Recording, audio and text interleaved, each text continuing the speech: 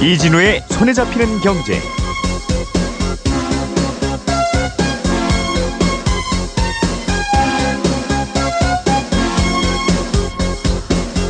안녕하십니까, 이진우입니다. 연말정산은요, 원래 이듬해 1월까지 해야 되는 게 원칙이지만 혹시 사정이 있거나 아니면 하기는 했는데 뭘 빠뜨렸거나 수정해야 될 일이 있거나 하면 나중에 해도 되긴 됩니다. 이걸 소득공제 경정청구라고 하는데요. 이게 최장 5년까지 늦게 해도 상관없습니다. 그러니까 작년분의 연말정산은 원래는 이달 1월까지 해야 되는데 혹시 사정이 있거나 빠뜨린 게 있으면 5년 후인 2022년 1월까지만 하면 됩니다. 이 제도를 잘 활용하면 월세로 살고 계신 세입자분들도 아주 좋습니다. 지금은 연소득 7천만 원 이하의 세입자들은 월세 낸 금액을 연말정산 때 신고하면 소득공제를 받을 수 있는데, 문제는 이제 집주인들이 세금 문제가 걱정되는지 소득공제 신청하는 걸 싫어한다는 건데요. 그럴 때는 집주인하고 싸우지 마시고 그냥 그 집에 사는 기간 동안은 연말정산 때 월세 소득공제를 신청하지 말고 계시다가 나중에 계약 기간이 끝나고 그 집에서 나오고 나서 내가 언제부터 언제까지 연말정산에 월세 냈던 거 빠뜨렸으니까 뒤늦게라도 반영해 주세요, 이렇게 신청하면 경정청구를 하시면 됩니다.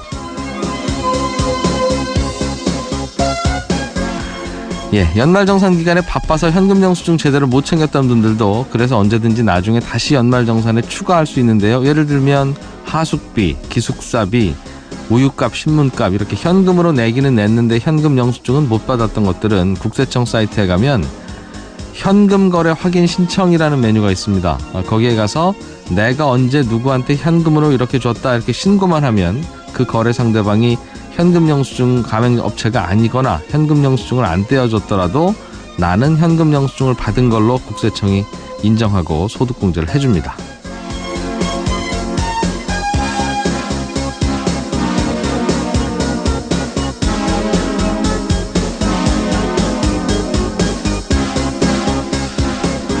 참, 이 세금 내는 게 복잡하죠. 연말정산도 참 단순하게 할 수 없을까라는 생각은 늘 하는데, 그럼 다른 나라 직장인들은 연말정산을 어떻게 하고 있는지 이와 관련해서 박사 논문을 쓰신 세무사 한 분 모시고 오늘은 이 얘기 좀 나눠보겠습니다.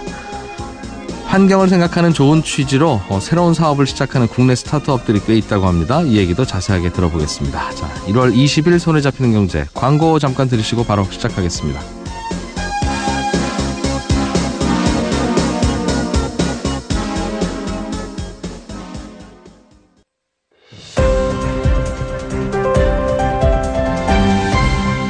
이진우의 손에 잡히는 경제.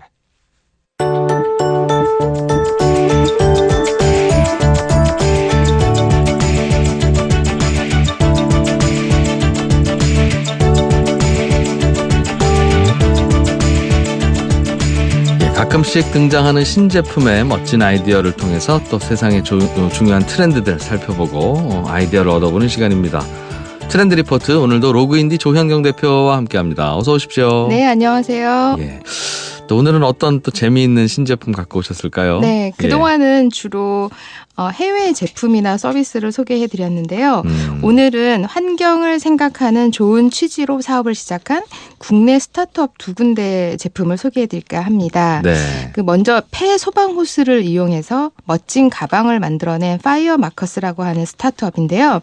소방호스, 폐 소방호스면 소방관들이 네. 불 끌 때 쓰는 소방호스죠? 소방호스입니다. 그거 이제 다 낡았거나 혹은 연한이 지났거나 하면 버릴 텐데 네. 그걸로 가방을 만들었어요? 네, 그렇죠. 이 소방호스가 소방호스 하나의 길이가 15m 정도라고 해요. 길게 쭉 뽑으면? 네. 네. 근데 보셨으면 아시겠지만 이게 길이는 길지만 그렇죠. 이 소방호스를 잘랐을 때 당연히 그렇게 넓지는 않잖아요. 그렇겠어요. 한 뼘도 채 안 되는 것 같은데 한 10cm 정도? 네. 그거 해봐야 한 뼘 20cm인데. 그렇죠.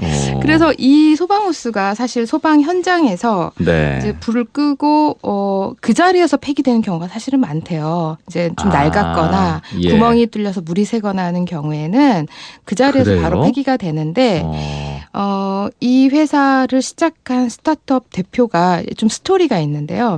소방관 학과를 졸업을 했고요.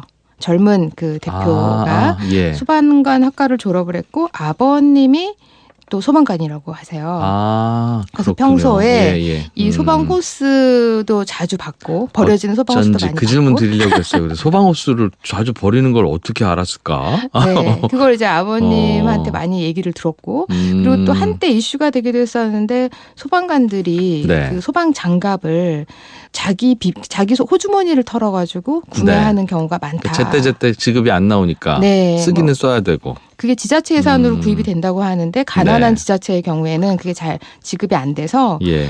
개인 사비를 털어서 구입한다라는 뉴스가 이제 얼마 전에 한참 화제가 됐었는데요. 실제 이분의 아버지도 그런 경우를 이제 종종 예. 겪다 보니까 아들이 받겠네요. 예. 그래서 아버지들을 위한 그 소방관으로 일하는 분들을 위해서 뭔가 도와줄 수 있는 방법이 없을까 고민을 하다가 소방 호스를 이용을 해서 폐 소방 호스를 이용을 해서 뭔가 만들 수 있는 제품이 없을까? 그렇게 고민하다가 그러다가 만든 이제 게 생각한 게 가방입니다. 그렇군요. 폐 소방 호스는 재질이 뭘까요? 비닐일까요? 네, 폴리에스테르라고 하는 예. 그 재질이고요. 내부는 물끼리 통과해야 되는 거니까 방수가 잘 당연히 돼 방수 있겠네요. 처리가 되어 있고요. 겉부분은 만져보셨듯이 약간 천같이 예. 약간 좀 두꺼운 천으로 되어 있거든요. 만져보진 않았는데 쌀자루 느낌이 살짝 들 맞아요. 것 같은 느낌은 받았어요. 네. 예. 그래서 사실 안쪽은 물이 왔다 갔다 했기 때문에 뭐 더러움이 때가 전혀 타지 않고 네. 겉부분만 뭐 화재 현장에서 일했던 그런 그 그을림이 묻어 있거나 때가 타 있거나 하는 정도인데 사실 그 그을림도 멋있거나 그럼요. 의미가 있는 거네요. 네. 근데 그것을 수거를 해서 그냥 그대로 쓰는 것이 아니라 한번 이제 세탁을 하고요. 예. 그걸 이제 단면을 절단을 해서 거기에 원하는 디자인으로 입혀가지고 뭐 작은 파우치부터 예. 명함 지갑 또 뭐 그 가방까지 백팩까지 이렇게 백팩까지 만들려면 네. 가죽을 좀 이어 붙였어야 됐겠어요. 그렇죠. 이어 붙이다 보니까 박음선이나 이음새가 많이 나타나는데요. 네. 오히려 그게 그게 일정한 간격으로 나타나니까 디자인처럼 보이기도 진짜 합니다. 호스로 만들었으니까 이렇게 나오지. 네. 그런, 그리고 가방이 이제 이 소방 호스가 아까 말씀드린 것처럼 방수 효과도 있어서 네. 가방으로는 뭐 더없이 좋죠. 튼튼하겠네요, 정말. 튼튼하고 비가 와도 안에 내용물이 뭔가 적거나 하지 않을 수도 있고요. 예. 그리고 사람들의 그 취향에 따라서 그 소방호스 앞면을 내부 그 매끈매끈한 금면을 가방의 겉면으로 싸게 표시를 하게 되면 오히려 반짝반짝 빛나는 그런 그렇겠어요. 재질, 에나멜 예. 같은 느낌의 소재 가방을 표현을 할 수가 있고요. 네.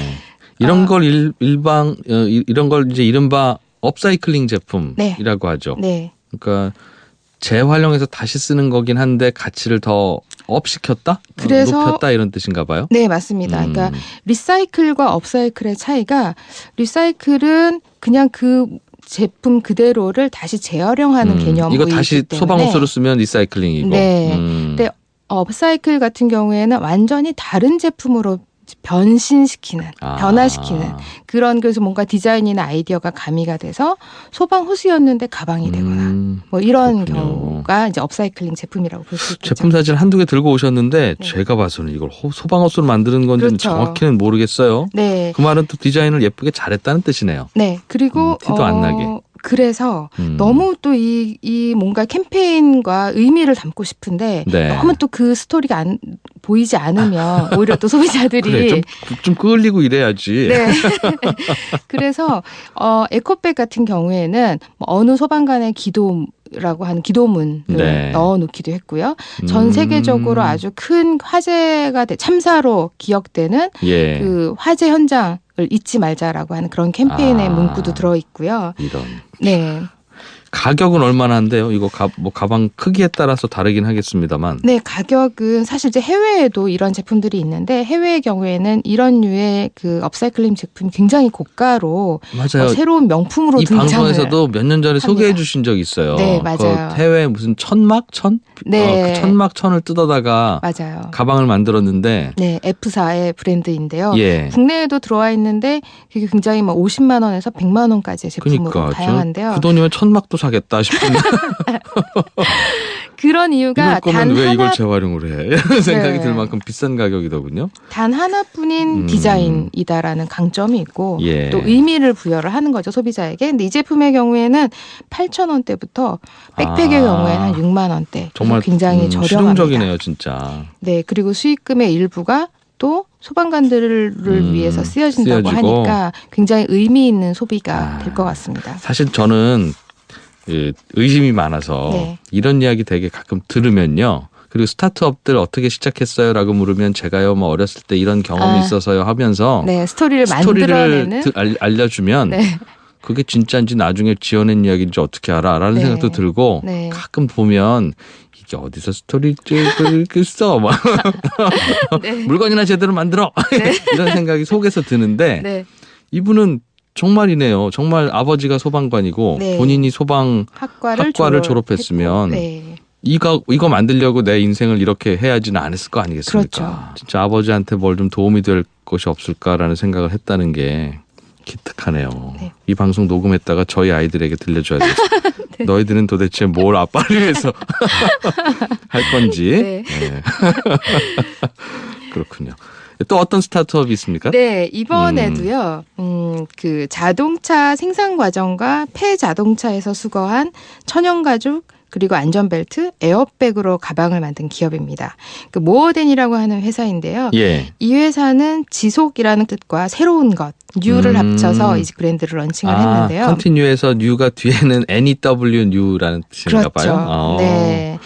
원래 이 회사의 대표는 영국에서 홍보학을 공부를 했다고 해요. 예. 홍보학을 공부하면서 한국 자동차 기업의 사회적 책임 활동이라고 하는 논문을 이제 쓰면서 이 자동차 폐기물에 대한 실상을 알게 됐다고 하는데요. 네. 그리고 오랫도록 그 대기오염의 주범으로 이제 지목되었던 자동차 배기가스와 자동차를 폐기하는 과정에서 발생하는 2차적 환경 오염이 사실은 굉장히 심각하다라는 것을 깨닫게 되고 그리고 이 자동차 폐기물 과정에서 버려지는 폐가죽이나 네. 에어백, 안전벨트 이런 것들을 재활용해서 뭔가 만들어 볼 수 있는 건 없을까? 자동차 시트가 가죽으로 되어 있는 게 꽤 있는데 네. 그래요, 맞아. 폐차하러 가도 그 가죽은 쓸만한데요, 그죠? 그렇죠. 아, 그거를 떼어다가 만든 거군요. 네, 네, 그렇습니다. 안전벨트, 안전벨트, 그다음 에어백. 에어백. 그래, 그건 안 터졌으면 멀쩡할 텐데. 그렇죠. 네, 에어백도 굉장히 튼튼하잖아요. 그리고 그러니까 자동차는 뭐 이렇게 폐기를 한다고 하더라도 에어백은 그대로 완전 새 제품으로 네. 장착되어 있는 경우가 꽤 그러네요. 있기 때문에. 아, 이것도 뭐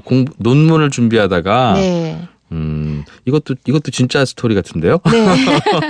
맞습니다. 네.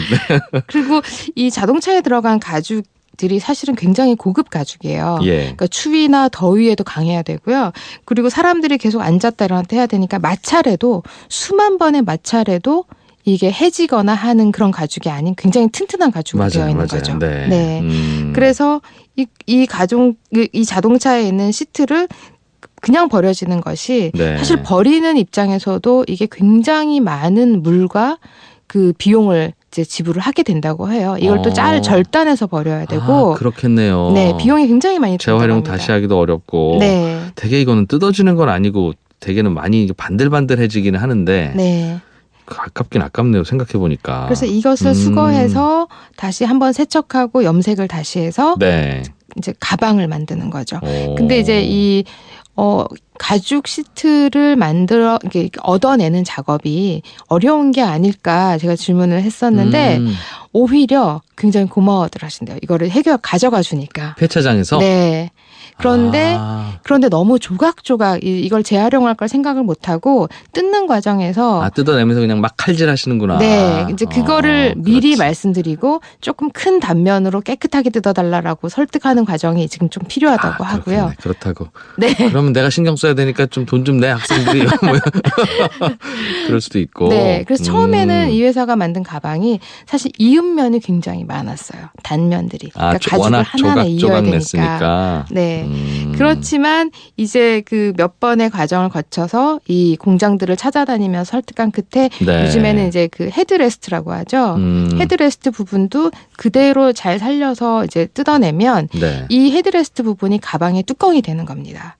그러니까 백팩의 뚜껑이 되는 거죠. 자동차 그 헤드레스트에 동그란 타원형 모양이 그거를 씌웠던 가죽을 그대로 떼어내면 그걸 잘 살리면은 백팩에 이제 그 여닫는 부분, 뚜껑 부분을 만들 수 있는 거죠. 이런 걸 하나 만들어서 그 폐차장에서 가죽 떼어내는 아저씨한테 드리면 이거 만들려는 겁니다. 좀 잘 좀 뜯어주세요. 그러면 그러네요. 그 말을 하지. 네. 그렇게 하셨을 것 같네요. 그리고 가방의 연결 부위도 그 안전벨트의 버클 부분 있죠. 네. 그 버클을 이용을 해서 그 연결 장치를 만들고요. 가방 끈도 안전벨트로 만듭니다. 가방 닫을 때는 딱 안전벨트 버클로 닫는 걸로. 네. 야, 이거 재밌네요. 네. 그렇게 디자인이 되어 있습니다. 누가 봐도 이거 자동차에서 떼었네 이런 느낌이 들겠어요. 그 안전벨트 버클 들어있고 어디선가 그러면. 많이 봤던 버클인데 이게 가방에 있는 거죠. 네. 이야.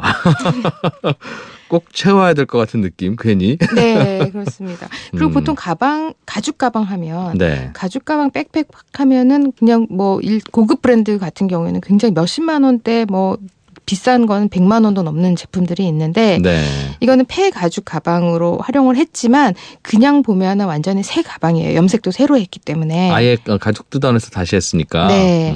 그래서 완전 새 제품이나 다름없지만 가격은 일반 시중에 파는 제품에 비하면 한 50% 이상 저렴한 가격에 판매를 하고 있습니다. 싸게 팔아요? 네. 왜냐하면 원단을 구입하는 그 원단을 수거하는 과정에서 비용이 거의 들지 않았기 때문에 제조하는 과정과 염색하는 그 과정 후단에 있는 그 재료비가 조금 적게 드니까. 네, 맞습니다. 가죽 제품들이 재료비 비중이 높은가 봐요. 가격에서. 그게 가장 비싸다고 해요. 그래서 아무래도 원단 비용이 높아지니까. 그것만 세이브되면 꽤 가격을 낮출 수 있다. 네. 그리고 이 회사가 우리는 가죽 제품을 만들지만 우리는 동물을 해치지는 않는다. 이런 이제 또 캐치프레이즈도 걸고 있어요. 실제로 사실이죠. 그러네. 사실은 그게 결국 동물에서 온 거긴 한데 어차피 버려질 거 쓰는 거니까. 네, 그렇습니다. 그러네요. 이게 그 폐가죽 전 세계적으로 하면 많을 텐데 지금은 한국의 몇 개 폐차장에서만 구하겠습니다. 네, 그리고 가죽을 지금 얻어서 보관하는 장소가 이제 스타트업이다 보니까 그렇게 큰 여력이 없어서 일단 필요한 물량만큼만 이제 수거를 해서 가죽 보관할 데가 없어서 만들고 있는데 전국에 그 빈 창고 있으신 청취자 여러분들 연락 좀 주십시오. 청년들이. 네, 최근에는 그 생각 있는 아이돌 그룹들도 이 가방을 메고 또 이 구매를 해서 들고 다녀줘서 생각 있는 분들도 구입할 것 같고 또 구입하면 생각 있어 보이는 느낌도 들겠는데요. 네. 그렇군요. 야, 이거 버려지는 것들 저거 재활용하면 뭐 만들 수 있겠다 싶으면 그 다음부터는 그래도 저걸로 쓰면 디자인이 이상하겠어 이런 고민 이제 안 해도 되겠습니다. 이 두 제품을 보면요. 이게 버려진 쓰레기 또는 폐품으로 만든 제품이다라는 생각이 전혀 들지 않을 만큼 그 완성도나 디자인이 아주 훌륭합니다. 네. 그리고 곳곳에서 이거 그 자동차 가죽에서 떼었네 이런 느낌이 들더라도 이거 자세히 보니까 소방호스 같은데 라든가 뭐 이게 쌀푸대 같은 느낌이 들어라고 하더라도 심지어 하더라도 그 안에 들어있는 스토리가 유익하니까 오히려 괜찮은 가치를 더 창출할 수 있는 것 같은데요. 그렇죠. 의미 있는 소비를 소비자들에게 권하는 그런 그 제품이 될 수 있겠죠. 우리 주변에서 버려지는 것들 잘 한번 살펴보면 이런 기회들이 많겠습니다. 특히 농촌에서도 농사하다 보면 버리는 것도 많고. 네. 그냥 멀쩡한데도 그냥 버릴 수밖에 없는 그런 상황들이 있잖아요. 그것을 뭔가 새로운 제품이나 또 이런 디자인으로 새롭게 탄생시킬 수 있는 기회가 있다면 그런 것에서의 또 다른 사업 기회를 엿볼 수도 있을 것 같습니다. 그래, 오늘은 업사이클링 제품을 만드는 우리나라 스타트업 아이디어를 또 로그인디 조현경 대표가 소개해 주셨습니다. 고맙습니다. 잘 들었습니다. 네, 고맙습니다.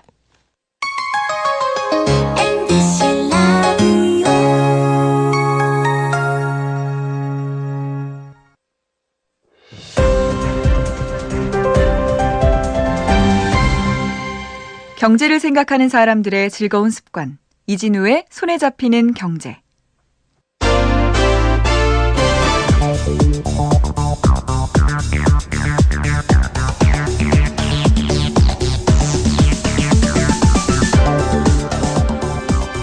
학교를 졸업하고 회사에 처음 들어가면 뭐 생소한 게 한두 가지가 아닙니다만 진짜 이건 도대체 뭔가 싶은 거 하나가 바로 직장인들 입장에서는 연말정산입니다.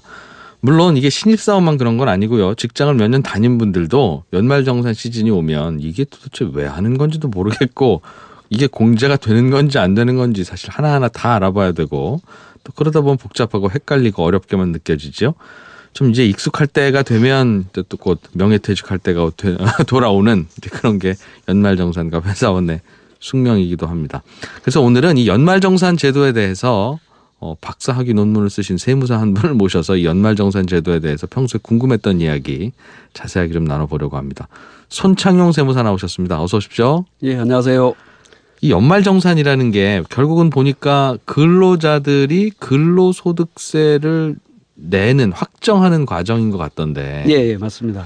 근데 저는 연말정산 몇 번 하면서도 사실은 그냥 세금의 번 돈의 몇 %를 세금으로 내세요 하면 그냥 그걸로 끝날 것 같은데 고지서 하나 날라오고 내면 왜 이렇게 뭐가 이렇게 복잡한가 싶어요. 세금 내기 너무 힘들다 싶기도 하고. 원래 세금 제도는 뭐 전반적으로 좀 어렵습니다. 어려운데 이 소득에 대한 이제 세금 부과 문제인데요. 네. 특히 근로소득 같은 경우에는 이제 국민들의 최소 생활 수준을 고려해 갖고 소득이 많은 사람한테 이제 세금을 좀 많게 적은 사람한테는 적게 부과하는 방식이 합리적이라고 보기 때문에 네. 조금 복잡합니다. 근데 우리 이제 부가가치세 같은 경우에는 10%로 똑같죠. 단일 세율로 돼 있지 않습니까? 그러면 이제 계산은 편한데 네. 그 실질적으로 보면 저소득층은 좀 많이 낸다는 느낌이 들죠. 똑같이 빵 하나 먹으면 어디 회장님이 먹어도 1,000원짜리 빵에는 100원. 예. 내가 사 먹어도 1,000원짜리 빵에는 100원. 예. 그래서 저소득층이 상대적으로 좀 박탈감을 느끼는 그런 문제도 있고요. 그다음에 또 같은 월급을 받아도 부양가족 등에 대한 생활 환경 이런 부분에 따라서 근로자가 느끼는 소득 수준이 다릅니다.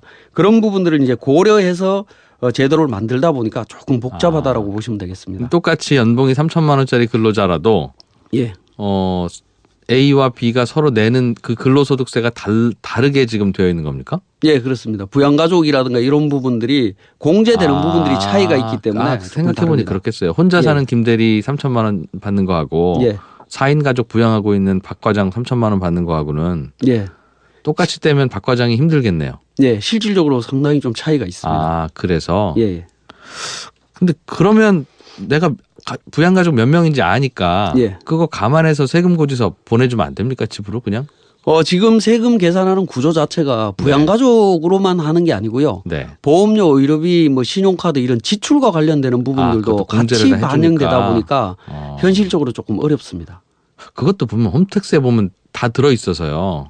예, 홈택스에 들어있는 부분이 당해 연도에 지출한 내용을 소득이 확정됐을 때 공제를 하는 방식이기 때문에 당해 연도에 공제되는 그러니까 지출한 거면 확정을 할 수가 없잖아요. 그렇지. 1월 달에는 내가 올해 한 해 동안 신용카드 얼마나 쓸지 나도 모르니까. 그렇죠. 그걸 나라에서 생각해서 뗄 수는 없다.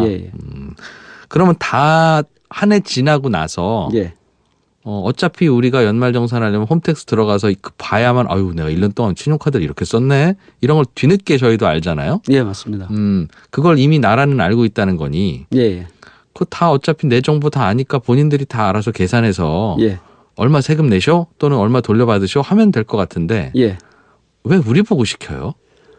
일단은 소득에 대한 세금 자체는 전 세계적으로 이제 직접세는 본인들이 직접 신고하는 게 선진국들의 그 제도이고요. 다 나라에서 다 알고 있더라도. 그리고 또 이제 그 지출과 관련되는 부분들이 부양가족과 관련되는 부분이기 때문에 그 정부에서 일괄적으로 적용할 수 없는 문제가 있습니다. 가족들 중에서도 부양가족들을 누가 공제받을 거냐를 선택해야 되는 문제가 또 있기 때문에 그렇겠어요. 맞아요. 일방적으로 진행하기는 어렵다라고 봐야 돼요. 그것도 일일이 물어보자니 결국 그게 본인 연말정산 서류 내라는 거나 비슷한 거니까. 그렇습니다. 알겠습니다.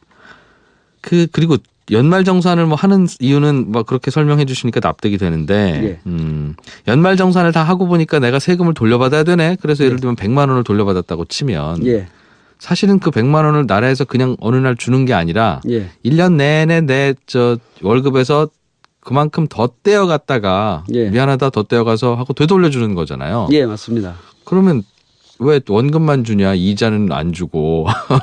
예, 저도 논문을 쓰면서 네. 이 부분이 좀 궁금하긴 했습니다, 사실. 예.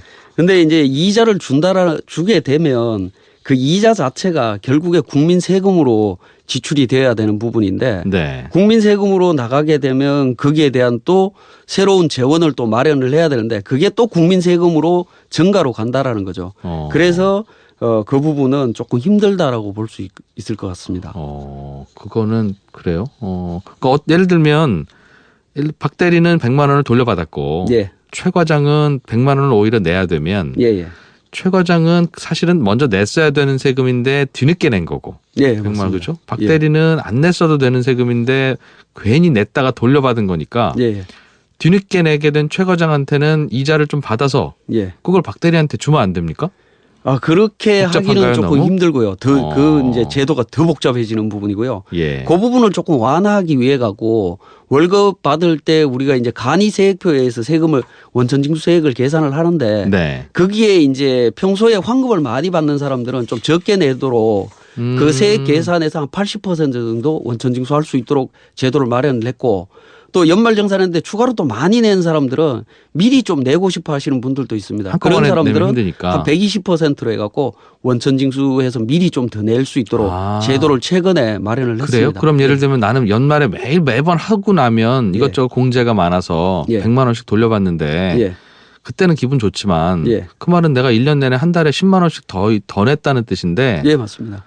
내 월급에서 그럼 세금을 좀 적게 떼가쇼. 예. 어차피 난 연말에 돌려받는 사람이니까 라고 예. 하면 그럽시다 할 수 있다는 거예요? 예. 그거는 이제 회사에다가 신청을 하시면 됩니다. 아, 회사에서 월급 주는 그 담당하는 직원분한테 예. 난 좀 조금만 떼라 하면 조금만 떼요? 그 조금만 뗀다라고 하는 게 원래 계산된 금액의 플러스 마이너스 20% 범위 내에서 할 수 있도록 돼 있습니다. 아, 그러면 예. 남자들은 연말정산에 나중에 돌려받는 거는 예. 따로 비상금으로 쓰거나 하는 예. 경우가 가끔 있잖아요. 요즘은 조금 힘들다라고 봐야 힘들긴 되겠죠. 하죠. 그죠? 예. 그렇긴 한데 예. 그러면 평소에 예. 저 회사 격리 직원분한테 가서 예. 나는 좀 더 떼라. 예. 한 20% 더 뗄 수 있다 하니 예. 더 떼라. 그럼 연말에 그만큼 더 받을 거 아니겠습니까? 환급을. 예, 맞습니다. 그것도 요령이네요, 일종의. 예, 어떻게 보면 뭐 저축하는 개념으로 생각할 수도 아니요. 있으니까요. 비상금 따로 만드는 개념으로. 예, 예. 아, 그 신청하면 된다? 예. 아, 제가 이렇게 기분이 좋죠? 그렇군요. 이 이자와 관련해서는 그거 일일이 계산해서 돌려주는 나라는 없습니까? 이번에 쓰신 논문이 보니까 예. 저도 얼핏 살펴봤습니다만 다른 나라는 연말정산 어떻게 하는가? 예. 그런 사례들이 많이 들어 있어서요. 뭐 다른 나라도 논문에는 뭐 간략하게 제도만 네. 소개를 하다 보니까 세금 계산하는 게 뭐 굉장히 간단한 것처럼 보이긴 하는데 뭐 어느 나라든 간에 세금은 복잡합니다. 복잡하고 네. 우리나라처럼 이제 우리나라는 연말정산을 할 때 거기에 대한 책임에 대한 부분을 원천징수 의무자가 대부분 진다라고 하면 네. 그리고 이제 회사가 연말정산이라든가 이런 부분들을 책임지고 모든 걸 다 해주는 시스템이라고 하면 외국은 회사가 이제 간단하게 내가 누구한테 얼마 정도의 세금, 그러니까 소득을 지급했다라는 정도로만 표시나는 정도로만 진행을 하고 네. 나머지에 대한 부분들은 근로자 본인들이 하도록 요구들을 하고 있다라는 거죠. 거기에 대한 세금 잘못 계산했고 하는 부분들에 대한 모든 책임들은 이제 근로자 개인한테 가 있다라고 보시면 맞을 것 같습니다. 그럼 오히려 다른 나라는 근로자들이 세금 계산하기 더 어렵다는 뜻입니까? 예, 조금 더 어렵다라고 보셔야 될 것 같습니다. 그래요? 예. 그러니까 지금은 우리나라는 예를 들면 이 근로자가 세금을 제대로 안 냈으면 예. 이 근로자는 당연히 원천징수를 당신 회사에서 해야 되는 건데 예. 원천징수를 이래저래 잘못해서 이 근로자가 지금 세금 안 내고 있잖아라고 하면 예. 근로자를 안 혼내고 이 근로자 월급 봉투에서 세금 떼는 회사를 혼내는 구조예요, 우리나라는. 일단 기본적으로는 회사의 책임을 1차적으로 묻고요. 그다음에 2차적으로 이제 근로자 본인한테 책임을 묻고 있습니다. 그렇군요. 혹시 그럼 다른 나라의 연말정산 사례들을 보면 뭐 좀 우리도 도입을 해보든가 아니면 한번 참고문 할 만한 그런 제도들, 재밌는 제도들은 어떤 게 있습니까? 뭐 노르웨이의 제도들 뭐 이런 것들이 좀 생소하고 그렇다고는 들었는데요. 예. 제가 그 다른 나라들 제도들 중에서 이제 가장 조금 와닿았던 부분들이 네. 아까도 잠깐 말씀을 드렸지만 우리나라 같은 경우에는 연말정산하고 나면 실제 정확한 세금하고 이제 매달 원천 징수한 세금하고 차이가 상당히 많이 나는 편입니다. 특히 이제 노르웨이 같은 경우에는 법에서 아예 그 오차 범위를 정해놨습니다. 그래서 오차 범위가 뭐 거의 한 2, 3% 정도 돌려받는 게 별로 없도록. 예, 예. 그리고 실질적으로도 그 한 1% 내외에서 지금 현재 오차가 생기도록 네. 이제 진행이 되고 있는 부분입니다. 그걸 어떻게 조절해요? 그 부분들은 아무래도 이제 그 우리가 이제 세금 계산하는 구조 자체를 예. 이제 단순화시키고 했을 걸로 보여집니다. 아주 뭐 세세하게 이것저것 건드리긴 할 겁니다만 예, 예. 결국 결과적으로는 연말정산에 본인 연봉의 1% 안쪽만 토해내거나 더 받거나 이런 예. 식으로 하도록. 예, 예. 그러니까 우리나라 같은 경우에는 처음에 만들어질 때는 뭐 그런 시스템으로 만들어졌지만 네. 이제 법은 중간중간에 몇 번씩 개정이 되고 예. 또 경제 여건상 이제 소득 수준이 높아지고 또 지난번에 그 소득 공제 제도에서 세액 공제 제도로 바뀌면서 그렇게 크게 바뀌었을 때는 전체적인 틀이 조금 움직여야 되는데 그렇겠어요. 전체적인 틀은 그대로 두고 그 제도만 바뀌다 보니까 지금 최근에 와서는 많이 토해내는 분들이 많죠. 예, 그런 문제가 좀 발생하는 것 같습니다. 나중에 한꺼번에 평소에 많이 냈다가 나중에 돌려받아서 그거 내 비상금 해야지 하는 분들은 예. 노르웨이는 좋은 나라는 아니네요. 예, 그렇게 볼 수 있습니다. 네. 이게 또 연말정산할 때 고민되는 것 중에 하나가 연말정산을 하려면 내가 무슨 보험에 가입했는지 예. 혹은 뭐 밖에 외부에 무슨 벤처기업에 투자한 건 없는지 예. 부터 시작해서 뭐 내가 어느 종교단체에 무슨 기부금 냈는지 예. 다 알려줘야 돼요. 예, 그리고 맞습니다. 뭐 예를 들면 뭐 중간에 누구랑 이혼을 했는지 뭐 그런 것까지도 다 이제 격리해서 알려줘야 그게 연말정산에 반영될 거 아니겠습니까? 예, 맞습니다. 근데 그거를 회사에다 알려주면 예. 이 친구 회사 안 다니고 벤처 투자하네? 부터 시작해서 예. 야 여기는 얘는 뭐 월급 적다고 매일 투정이더니 기부금을 이렇게 많이 냈어 종교단체에? 예. 부터 시작해서 예. 야 김대리 이혼했대 이번에. 이거 다 알려지는 거잖아요. 예. 연말 정산을 통해서 이제 개인 정보가 네. 회사에다가 전부 다 알려질 수밖에 없는 구조로 돼 있습니다. 우리나라 자체는. 그러니까 그 세금 계산 자체를 회사에서 거의 뭐 책임지고 하다시피 하다 보니까 그런데 네. 이 부분을 지금 현재 제도에서는 이제 피해 나가고 싶다면 네. 연말 정산 시점에 뭐 보험료 의료비 관련되는 모든 서류를 회사에다 제출을 안 하는 겁니다. 그러면 정산 세금 많이 못하고 못 나오겠죠. 돌려받고 세금 예. 많이 내야 되잖아요. 많이 나오는데 이제 5월 달에 종합소득세 신고할 때 네. 그때 보험료 의료비를 이제 반영해서 본인이 환급을 받으면 되는 부분이긴 합니다. 아 그게 뭐예요? 그 5월에 그러니까 연말정산을 회사를 통해서 연말정산을 정확하게 하거나 네. 아니면 그때 만약에 누락한 게 있다라고 있으면. 하면 그해 5월 달에 종합소득세 신고 기간이 있는데 네. 그때 본인이 직접 하시면 돼요. 근데 이제 외국 같은 경우에는 어디다가요? 격리 직원이 없는데. 아 세무서에 갖다 내요? 예, 연말정산 서류를? 세무서에다가 직접 본인이 신고를 하시면 돼요. 나 지난번에 잘못했는데 예. 이거 나 다시 할랜다 그러면 다시 받아준다 이거죠? 그렇죠. 그래요? 예, 그래서 그렇게 되게 되면 이제 근로자 스스로가 굉장히 힘들어지겠죠. 세금에 대한 번거롭죠. 예, 뭐 계산 과정들이 복잡하기 때문에 뭐 세무사나 이렇게 또 의뢰를 해야 되는 그런 그럴 수도 사회적인 있고요. 비용이 발생을 하는데 네. 그런 부분들을 좀 줄이기 위해 갖고 우리나라는 이제 회사에다가 책임을 주고 회사 보고 좀 정확하게 해라 그렇게 하고 있습니다. 그러니까 우리나라는 회사에다 다 그냥 내면 되는데 서류를 예, 예. 그러면 굳이 세무사님들한테 부탁 안 해도 되니까 직장인들은 비용도 세이브되고 좋은데 예.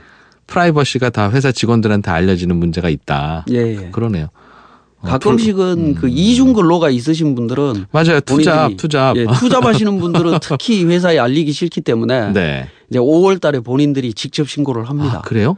예, 그런 경우에는 이제 합산 신고가 안 돼 있으면 국세청에서 5월 달에 이제 그 합산 신고 안 돼 있으니까 합산 신고하세요라고 해서 안내문이 요즘 나옵니다. 그럼 본인들이 이제 직접 신고를 하십니다. 그 안내문이 혹시 회사로 오는 건 아니에요? 아, 집 주소로 갑니다. 집으로 와요? 예. 다행이네. 예. 내가 투잡을 하고 있으면 예. 예를 들면 오후 5시에 일찍 퇴근해서 예. 어디 회사에 가서 한 서너 시간 더 일할 수 있지 않습니까? 예, 맞습니다. 그러면 이 월급은 이제 두 회사에서 들어오는 건데 예. 연말정산 하다 보면 그거 들켜요? 혹시? 일단 뭐 지금 현재 다니고 있는 예. 회사에다가 합산해서 연말정산을 할 수 있습니다. 그러면 이제 투잡하는 회사에서 원천징수 영수증을 받아갖고 어머나. 회사에다 제출을 하면 합산해서 세금을 깨끗하게 정리할 수 이 있는데 회사 월급 봉투에서도 나 얼마 뗐습니다라는 걸 알려줘야 그렇죠. 그걸 공제 받으니까 예, 예. 그걸 알려주기 싫기 때문에 5월 달에 하시는 분들이 꽤 있습니다. 따로 한다. 예, 예. 이거는 다른 나라 근로자들도 똑같이 고민할 문제 같은데. 근데 이제 어떻게 외국 특히 이제 해결해요? 미국 예. 같은 경우에는 이제 보면 직접 신고하도록 돼 있습니다. 연말 정산 자체를 근로자가. 회사 격리직원 안 거치고. 예, 예. 그러니까 직접 신고하기 때문에 뭐 이제 세무사나 회계사를 통해 갖고 네. 많이들 하게 되죠.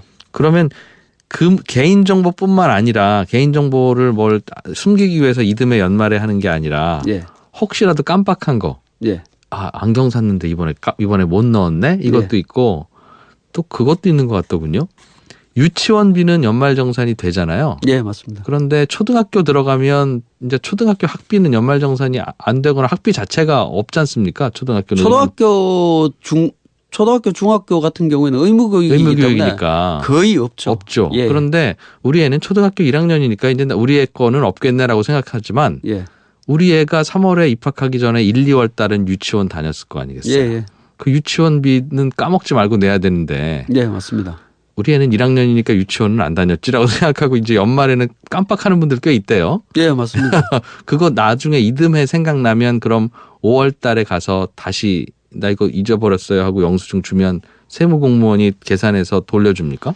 세무공무원이 계산해서 돌려주지는 않고요. 예. 본인이 이렇게 세금을 잘못 신고했습니다라고 하는 내가 과다하게 세금 냈으니까 돌려주세요라고 네. 세금 계산을 다시 해서 신고를 하셔야 돼요. 그걸 이제 세무적으로는 이제 경정 청구라고 이야기를 하는데요. 예.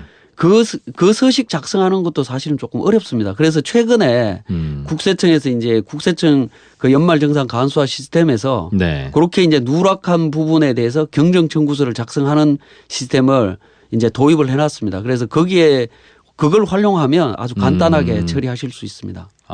그렇군요. 그것도 연말정산하는 것보다 약간 좀 복잡한가 봐요. 네, 받는 부분이 조금 복잡합니다. 알겠습니다. 그리고 그거는 5년 안에 하시면 됩니다. 5년 아니라고 하면 예. 깜빡한 지 5년 안 지났으면 언제든지 된다는 뜻인가요? 예. 그럼 애가 초등학교 4학년일 때 예. 가만히 생각해보자. 얘 1학년 때 유치원을 2달 다닌 것 같은데 그거 깜빡했네라고 뒤늦게 생각나도 예. 가능하다는 뜻입니까? 예, 가능합니다. 그 제도는 참 알겠습니다. 독일에는 전자근로소득세 카드라고 하는 게 있다는데요. 이게 예. 뭐예요? 이 부분은 이제 그 근로자에 관련되는 정보를 네. 우리나라는 지금 연말정산 간소화 서비스에서 이제 자료를 내려받은 걸 회사로 제공을 하지 않습니까? 예. 근데 이제 독일 같은 경우에는 근로자가 자기에 관련되는 정보를 그 독일 국세청에다가 제출을 합니다. 그러면 이제 국세청을 통해서 이제 회사에서 그 정보를 확인해서 이제 연말정산하는 뭐 그런 방식이라고 보시면 됩니다. 아니, 우리나라는 지금 홈택스에 들어가면 예. 내가 뭐 얼마 쓴 걸 다 나니까 그 서류를 쭉 출력해서 예. 회사 직원한테 주죠. 예. 그런데 독일은 이제 근로자 스스로가 네. 자기에 대한 개인적인 정보를 먼저 정부에다가 제출을 하고 예. 정부는 그 취합된 정보를 이제 회사에다 제공을 해주게 되죠. 그러면 거꾸로. 이제 두 개의 차이는 네. 이제 우리나라는 이제 국세청 연말정산 간수화 서비스에서 제공해주는 자료는 그냥 참고 자료일 뿐인 겁니다. 이게 잘못됐거나 잘 됐거나 하는 부분에 대한 책임은 모두 근로자가 져야 되는 근로자가 책임을 지고 회사에다 주고 회사는 그게 맞냐 안 맞냐를 다시 확인해야 되는 그런 의무가 있는데 이제 독일 같은 경우에는 전자근로소득세 카드라고 하는 부분을 네. 근로자가 만들어서 정부에다 제공을 하기 때문에 그 자료에 대한 잘잘못에 대한 책임은 무조건 이제 근로자가 지게 되어 있고 그 정보를 갖고 와서 정부로부터 갖고 와서 하는 원천징수 의무자는 그 네. 부분에 대한 책임이 좀 적다라고 보실 수가 있는 거죠. 그 차이라고 보시면 될 것 같습니다.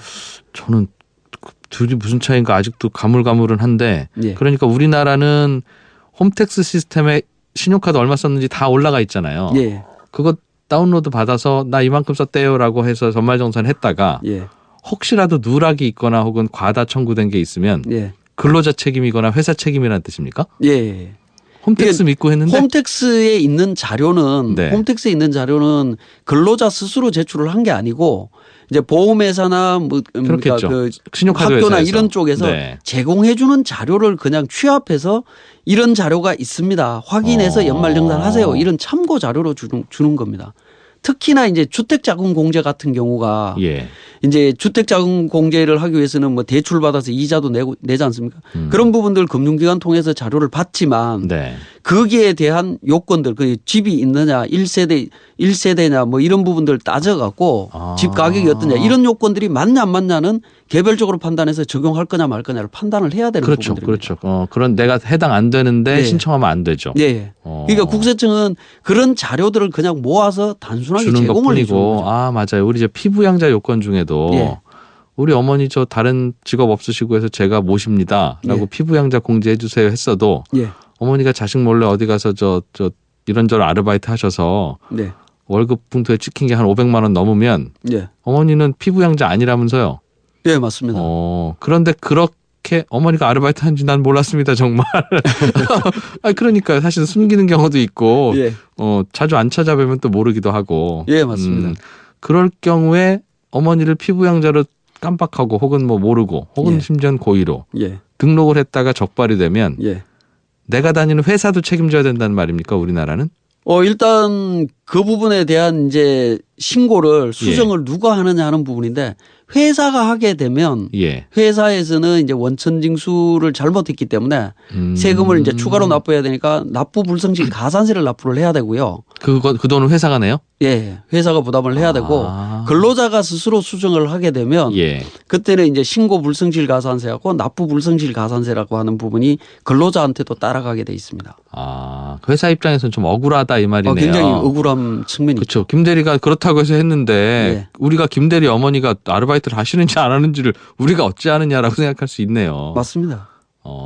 그런데 독일은 김 대리가 나라에다 신청을 하고 예. 나라에서는 김 대리가 이렇다니까 이걸로 연말정산 하세요라고 회사에다 툭 던져주면 예. 회사는 그게 혹시라도 잘못된 정보였더라도 우리는 나라에서 준 걸로 했는데 하고 빠져나간다 이 말이네요. 예, 책임이 굉장히 적어진다라고 보시면 되겠습니다. 이런 일이 많지는 않은데 독일 방식이 조금 합리적인 것 같긴 하네요. 예. 회사가 어찌 알겠어요 그거를 김 대리 맞습니다. 어머니 아르바이트를. 근데 이제 원천징수 의무자에 대한 책임을 또 연말정산 쪽에서만 봤을 때에는 이걸 네. 완화를 시키면 근로자한테 그 책임이 많이 돌아가기 때문에 네. 지금 시스템에서는 그 이제 접근하는 부분을 신중하게 좀 접근을 해야 됩니다. 그래요. 이 연말정산만 하더라도 참 치열하게 논쟁해야 되는 부분이 있군요. 예, 알겠습니다. 맞습니다. 오늘은 손창용 세무사와 함께 우리나라의 연말정산제도의 개념 그리고 다른 나라 사례들 이런저런 이야기를 들어봤습니다. 세무사님들이 저 1월 달에 아주 바쁘시다고 하는데 나와주셔서 고맙습니다. 예, 고맙습니다. 네, 손창용 세무사였습니다. 네, 손에 잡히는 경제 토요일 순서 여기까지입니다. 저는 내일 일요일 오전 11시 10분에 또 오겠습니다. 이진우였습니다. 주말에도 함께해 주신 여러분 고맙습니다.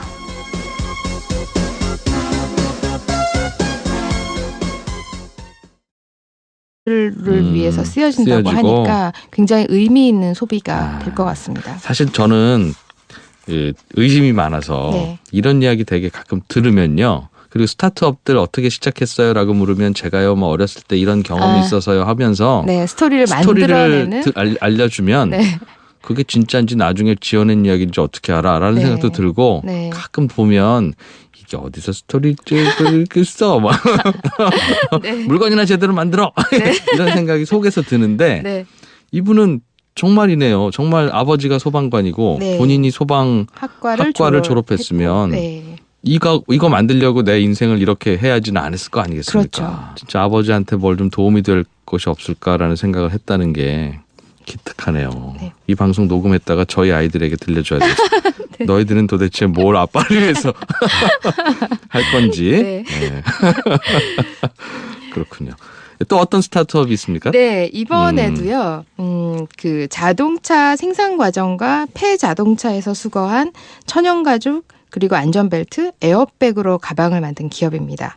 그 모어덴이라고 하는 회사인데요. 예. 이 회사는 지속이라는 뜻과 새로운 것, 뉴를 합쳐서 이 브랜드를 런칭을 했는데요. 컨티뉴에서 뉴가 뒤에는 NEW 뉴라는 뜻인가 그렇죠. 봐요. 네.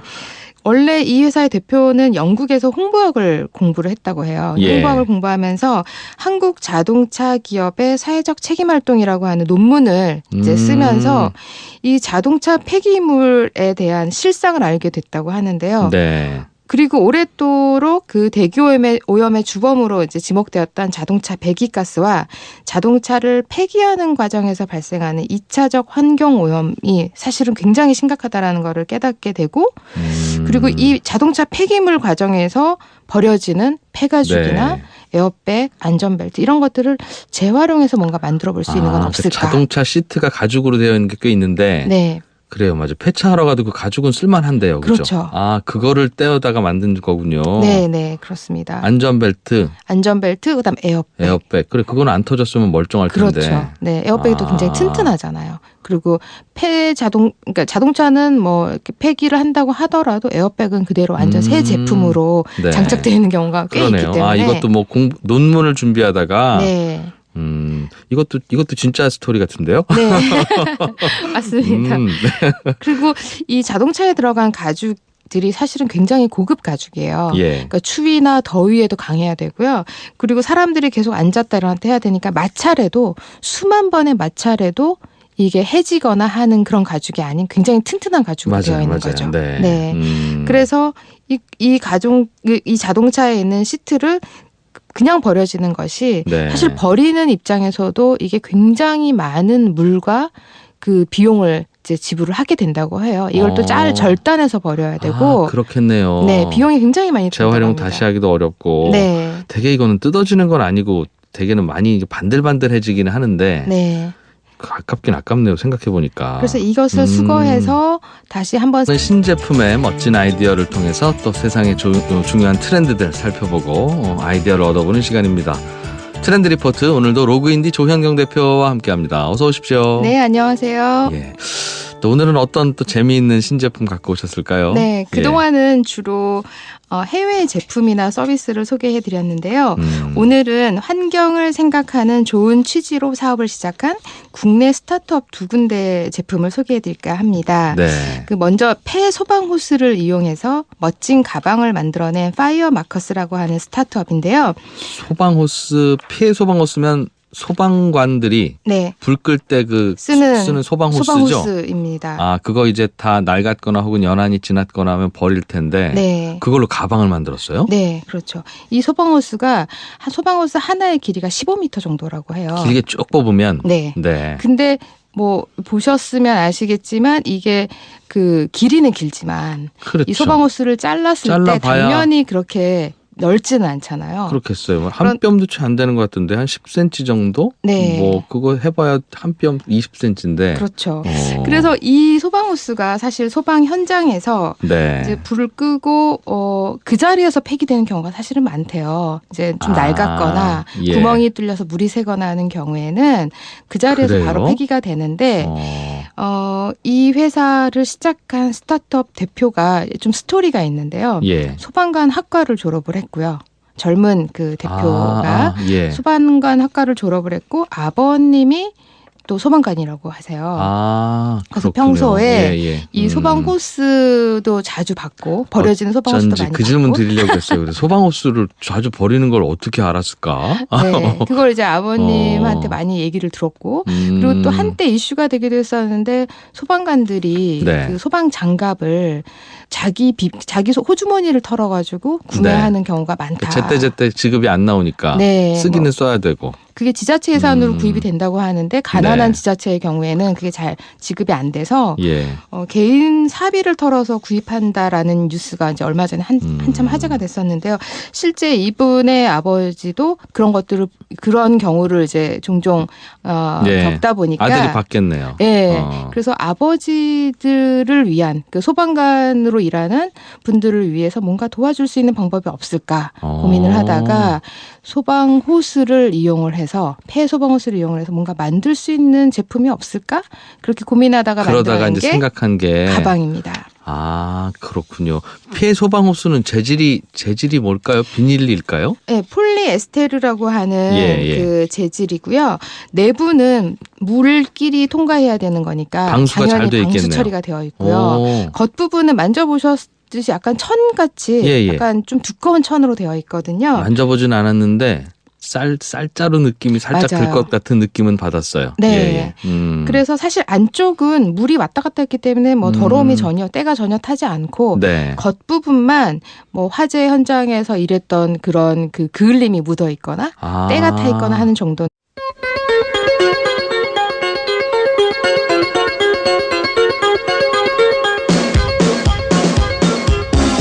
이진우의 손에 잡히는 경제.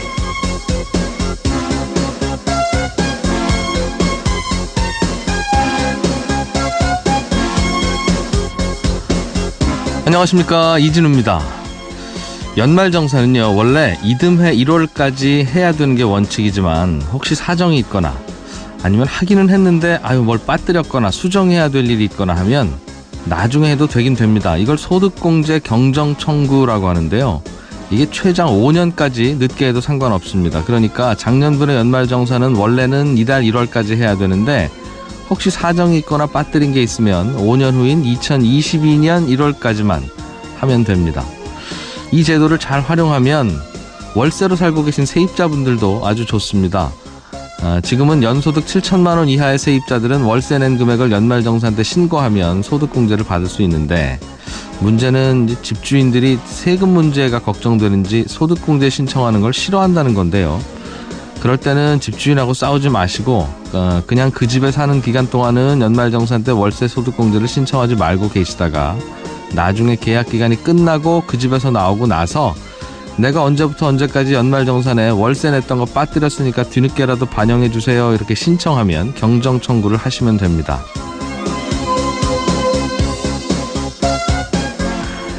연말정산 기간에 바빠서 현금 영수증 제대로 못 챙겼던 분들도 그래서 언제든지 나중에 다시 연말정산에 추가할 수 있는데요. 예를 들면 하숙비, 기숙사비, 우유값, 신문값 이렇게 현금으로 내기는 냈는데 현금 영수증은 못 받았던 것들은 국세청 사이트에 가면 현금 거래 확인 신청이라는 메뉴가 있습니다. 거기에 가서 내가 언제 누구한테 현금으로 이렇게 줬다 이렇게 신고만 하면 그 거래 상대방이 현금 영수증 가맹 업체가 아니거나 현금 영수증을 안 떼어줬더라도 나는 현금 영수증을 받은 걸로 국세청이 인정하고 소득공제를 해줍니다.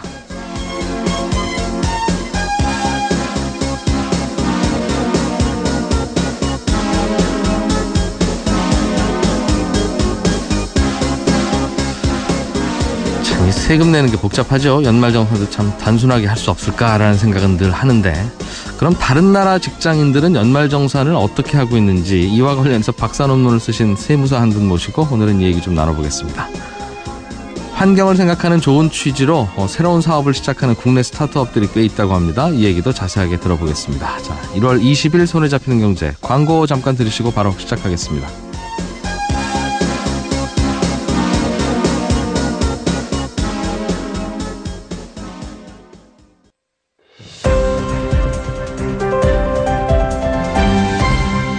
이진우의 손에 잡히는 경제.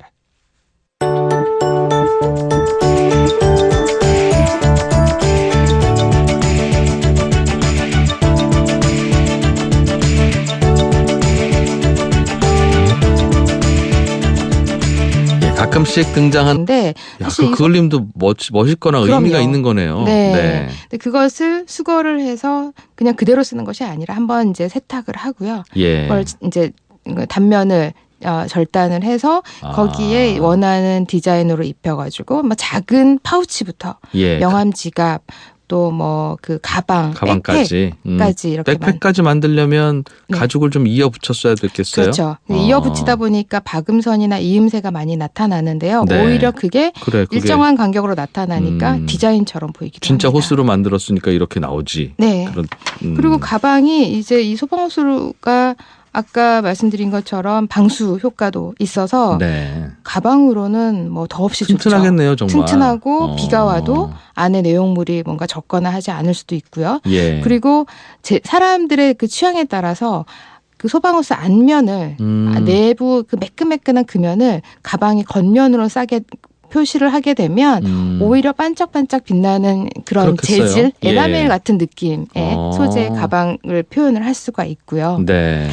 이런 걸 이런 걸 이제 이른바 업사이클링 제품이라고 하죠. 네. 그러니까 재활용해서 다시 쓰는 거긴 한데 가치를 더 업시켰다? 그래서 높였다 이런 뜻인가 봐요. 네, 맞습니다. 그러니까 리사이클과 업사이클의 차이가 리사이클은 그냥 그 제품 그대로를 다시 재활용하는 개념이기 이거 다시 때문에 소방호스로 쓰면 리사이클링이고. 네. 근데 업사이클 같은 경우에는 완전히 다른 제품으로 변신시키는, 변화시키는 그런 그래서 뭔가 디자인이나 아이디어가 가미가 돼서 소방 호스였는데 가방이 되거나 뭐 이런 그렇군요. 경우가 이제 업사이클링 제품이라고 볼 수 있겠죠. 제품 사진 한두 개 들고 오셨는데 네. 제가 봐서는 이걸 소방호스로 만드는 건지는 그렇죠. 정확히는 모르겠어요. 네. 그 말은 또 디자인을 예쁘게 잘했다는 뜻이네요. 네. 그리고 티도 안 나게.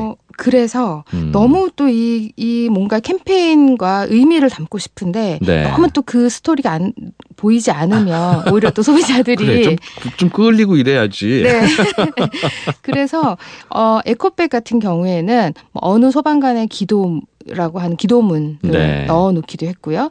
전 세계적으로 아주 큰 화재가 참사로 기억되는 예. 그 화재 현장을 잊지 말자라고 하는 그런 캠페인의 문구도 들어 있고요. 이런. 네.